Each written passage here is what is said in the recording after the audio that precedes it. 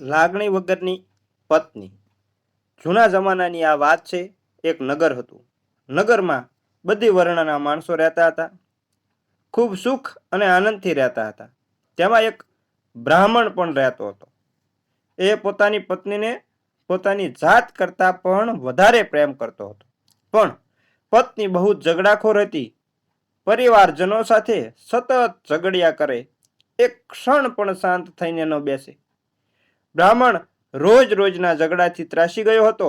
એટલે પત્નીના મોહમાં પરિવારને છોડીને પત્ની સાથે બીજા દેશમાં રહેવા ચાલી નીકળ્યો. રસ્તામાં ઘનઘોર જંગલ આવ્યું. પત્ની કહે, મને બહુ જ તરસ લાગી છે, ક્યાંકથી પાણી લઈ આવો. બ્રાહ્મણ પોતાની પત્ની માટે પાણી શોધવા ગયો. ત્યાં આ બ્રાહ્મણની પત્ની બહુ થાકી ગઈ હતી. એટલે થાકને કારણે તે ઊંઘી ગઈ. અને તે ઊંઘી ગઈ એટલે તે ઝાડ નીચે એક સર્પ રહેતો હતો. તે દરમાંથી બહાર આવ્યો અને આ બ્રાહ્મણ પત્નીને કરડી ગયો. અને આ સર્પ કરડવાથી બ્રાહ્મણની પત્ની મૃત્યુ પામી. બ્રાહ્મણ થોડી વારે પાછો આવ્યો. ત્યાં તેણે પોતાની પત્નીને મરેલી પડેલી જોઈ. બ્રાહ્મણને પોતાની પત્ની માટે ખૂબ પ્રેમ હતો.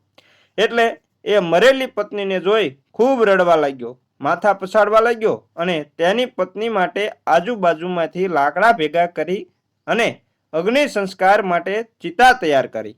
અને તે પોતે ખૂબ રડતો હતો અને પોતાના ભાગ્યને કોસતો તે કહેવા લાગ્યો કે મારી પત્ની આ લોકમાં રહી નથી તો મારે પણ હવે રહીને શું કરવું. એમ કરી પોતે પણ તે ચિતામાં એની પત્ની સાથે બળી મરશે એવું આકાશ સામું જોઈ અને ભગવાનને કહેવા લાગ્યો.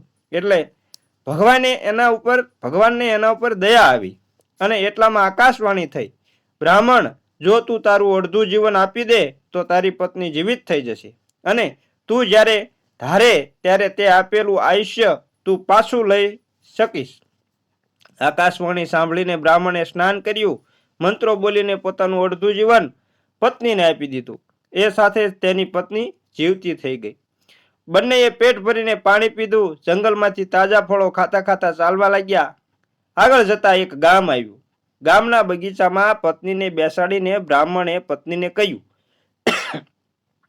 તું અહીં બેસ, હું ગામમાં જઈને ભોજનની વ્યવસ્થા કરતો આવું. એવું કહી બ્રાહ્મણ તો ચાલ્યો ગયો. બ્રાહ્મણના ગયા પછી આ બ્રાહ્મણ પત્ની તો બહુ જ કામુક અને ચંચળ હતી.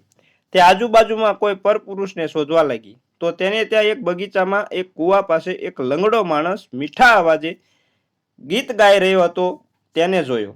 તે મીઠા અવાજે ગવાતું ગીત સાંભળીને બ્રાહ્મણની પત્ની કામાતુર થઈ જઈ લંગડા માણસ પાસે જઈને બોલી, તમે મારી ઈચ્છા પૂરી કરો. જો તમે મારી ઈચ્છા પૂરી નહીં કરો તો તમને એક સ્ત્રીની હત્યાનું પાપ લાગશે. પેલો લંગડો બોલ્યો, હું તો અપંગ માણસ છું, હું તમને કેવી રીતે કામ લાગી શકું. બ્રાહ્મણ પત્ની કહે, તું ભલે લંગડો રહ્યો પણ હું તારી સાથે શરીર સંબંધ બાંધીશ. અને ખરેખર બ્રાહ્મણ પત્નીએ લંગડા સાથે શરીર સુખ માણી લીધું અને લંગડાએ એવી તો મોજ કરાવી કે એને જીવનમાં ક્યારેય એવી મોજ કરી નહોતી. કારણ કે લંગડાને તો આ પહેલું વહેલું હતું અને તે ખૂબ જ જોશમાં હતો. આવી મોજથી ખુશ થઈ બ્રાહ્મણ પત્ની પછી બોલી, હવે તો હું જીવનભર માટે તારી થઈ ગઈ કહેવાવ. માટે તું પણ અમારી સાથે જ ચાલ. એ જ વખતે બ્રાહ્મણ ખાવાની ચીજ વસ્તુઓ લઈને આવ્યો. સાથે બેસીને જમવાની તૈયારી કરી. ત્યાં બ્રાહ્મણની પત્ની બોલી, આ લંગડો પણ ભૂખ્યો છે, એને પણ આપણે ભોજન દઈએ. પછી લંગડાને પણ ભોજન આપીને પત્નીએ બ્રાહ્મણને કહ્યું, તમે તો કોઈ સહાયક વગર ગામ કામ માટે ફરતા રહો છો, હું પણ એકલી પડી જાઉં છું, એટલે આ લંગડાને આપણે સાથે રાખી લઈએ. તમે આ લંગડાને સહાયક તરીકે રાખી લો. બ્રાહ્મણ કહે, અરે હજુ આપણે પણ ખાવાના સાંસા છે, ત્યાં આપણે આ લંગડાને કેવી રીતે ખવડાવીશું. પણ બ્રાહ્મણ પત્નીએ એવી મીઠી અને બનાવટી વાતો કરી કે બ્રાહ્મણ એમાં ભોળવાઈ ગયો. એક દિવસ બ્રાહ્મણ કૂવાની પાળીએ આરામ કરી રહ્યો હતો. ત્યારે લંગડાના પ્રેમમાં આંધળી બનેલી બ્રાહ્મણની પત્નીએ લંગડાની મદદથી બ્રાહ્મણને કૂવામાં ધક્કો મારી દીધો. પછી લંગડાને એક મોટા પટારામાં પૂરીને એ પટારા સાથે નજીકના કોઈ નગરમાં પહોંચી. એ વખતે રાજ્યમાં કોઈ ચોરી થઈ હતી, એટલે ચોરને શોધવા માટે રાજ્યના સિપાહીઓ ચારે તરફ ફરી રહ્યા હતા, શોધ કરી રહ્યા હતા. ત્યારે બ્રાહ્મણી પાસે આટલો મોટો પટારો જોઈ સિપાહીઓએ એ પટારો આંચકી લીધો અને લઈ ગયા રાજાના દરબારમાં. રાજાએ જેવો એ પટારો ખોલ્યો કે આમાંથી લંગડો બહાર આવ્યો. એટલામાં રડતી રડતી બ્રાહ્મણી રાજાના દરબારમાં પહોંચી ગઈ. રાજાએ પૂછ્યું, શું થયું, કેમ રડી રહી છે? ત્યારે બ્રાહ્મણી બોલી, આ મારો પતિ છે, બિચારો બીમાર છે અને અમારા દુશ્મનોએ મારા પતિને બિચારાને બહુ હેરાન કર્યો છે.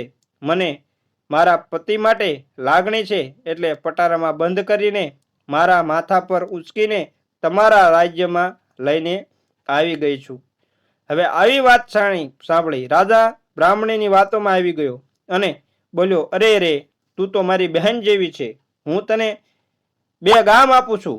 તું મારા પતિ સાથે ત્યાં જ રહે અને સુખી થા.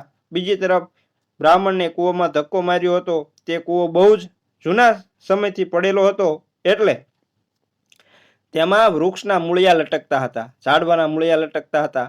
એટલે બ્રાહ્મણે ધક્કો મારતાની સાથે જ બ્રાહ્મણે એક મૂળિયું પકડી લીધું અને બ્રાહ્મણ તે કૂવામાં લટકી રહ્યો અને લટકતા લટકતા તે બચાવો બચાવોની બૂમો પાડવા લાગ્યો. તેના ભાગ્ય સારા છે એટલે ત્યાંથી કેટલાક સાધુઓ નીકળ્યા.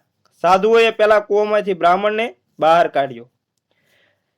એ પણ આમ તેમ રખડતો જ્યાં બ્રાહ્મણી ગઈ હતી તે જ નગરમાં આવી પહોંચ્યો, જ્યાં તેની પત્ની આવી હતી.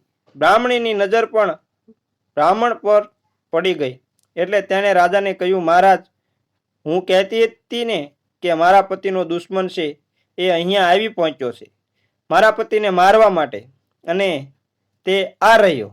રાજાએ પણ આ બ્રાહ્મણીની વાત સાચી માની લીધી અને કોઈ પણ વાતની ચકાસણી કર્યા સિવાય, કોઈ પણ પૂછપરછ વગર વિચાર્યું પગલું ભરી લીધું અને તરત જ બ્રાહ્મણને મારી નાખવાની આજ્ઞા આપી દીધી. ત્યારે બ્રાહ્મણ બોલ્યો, મહારાજ, મને મારો એ પહેલા આ સ્ત્રીએ મારી કિંમતી વસ્તુ લઈ લીધી છે, એ મને પાછી અપાવી દો. રાજાએ બ્રાહ્મણીને કહ્યું, તે જે વસ્તુ લઈ લીધી હોય તે આપી દે. બ્રાહ્મણી કહે, મેં આની પાસે કંઈ જ લીધું નથી, તો શું પાછું આપું? ત્યારે બ્રાહ્મણે વાત કરી અને કહ્યું, આને જીવતી કરવા માટે મેં મારું અડધું જીવન આપી દીધું છે. હવે આને કહો એ મને પાછું આપી દે. રાજા એકદમ ગુસ્સાભરી નજરે બ્રાહ્મણી સામે જોયું, એટલે બ્રાહ્મણી ડરી ગઈ અને બોલી, અડધું જીવન જ ને, ચાલ હું તને પાછું આપી દઉં. બ્રાહ્મણીને ક્યાં ખબર હતી કે બ્રાહ્મણે પોતાને અડધું જીવન આપી દીધું છે. એને એમ કે બ્રાહ્મણ ખોટું બોલે છે, એટલે હું ક્યાં મૃત્યુ પામવાની છું. એટલે તેને એમ કહીને બ્રાહ્મણીએ પોતાનું અડધું જીવન જેવું બ્રાહ્મણને પાછું આપ્યું, એ સાથે જ બ્રાહ્મણી ત્યાંને ત્યાં મરી ગઈ, મૃત્યુ પામી. રાજા તો આ જોઈને ચમકી ઉઠ્યો અને બોલ્યો, અરે આ શું થયું? આ કેમ મરી ગઈ? ત્યારે બ્રાહ્મણે બધી જ વાત રાજાને કહી સંભળાવી, અતથી ઇતિ સુધી. હું જે કહેતો હતો કે સ્ત્રી માટે બ્રાહ્મણને કુળ ત્યાગી દીધું, અડધું જીવન ત્યાગી દીધું, એ જ સ્ત્રી લાગણી છોડીને બ્રાહ્મણને ત્યાગી દીધો. હવે આવામાં દુષ્ટ સ્ત્રીઓનો ભરોસો કોણ કરે? દુષ્ટ સ્ત્રીઓ કોઈ માંગણી કરે ત્યારે પુરુષ બધું જ આપતા હોય છે, સ્ત્રીની ઈચ્છા મુજબ બધું કરતા હોય છે, ઘોડા બનીને હણહણવા લાગતા હોય છે. કોઈ તહેવારનો દિવસ, 14, 8 વગેરે ન હોય તો પણ મુંડન કરાવી નાખતા હોય છે. અને રાજાએ પહેલા લંગડાને પણ યોગ્ય સજા કરી અને બ્રાહ્મણને પણ ધન આપી અને ત્યાંથી વિદાય કર્યો. અને પોતે કરેલી ભૂલનો રાજાને પણ પસ્તાવો થવા લાગ્યો. મિત્રો, આમ આ વાર્તા અહીં પૂરી થાય છે. જો અમારી વાર્તા સારી લાગી હોય તો અમારી ચેનલને લાઈક અને શેર તો કરજો જ, અને કોમેન્ટમાં જય માતાજી પણ લખવાનું ભૂલતા નહીં. અને ચેનલ પર નવા હોય તો હું તમને એક વિનંતી કરું છું, એક અનુરોધ કરું છું કે અમારી ચેનલને જરૂર ને જરૂર સબસ્ક્રાઈબ કરી લેજો અને સાથે સાથે બેલ આઇકનને પણ દબાવી દેજો, જેથી કરી અમારી વાર્તાનું, અમારી ચેનલનું નોટિફિકેશન સૌથી પહેલાં તમને મળે અને તમને અમે આવી નવી અને રસપ્રદ વાર્તાઓ રોજ ને રોજ પીરસતા રહીએ. તો જય મા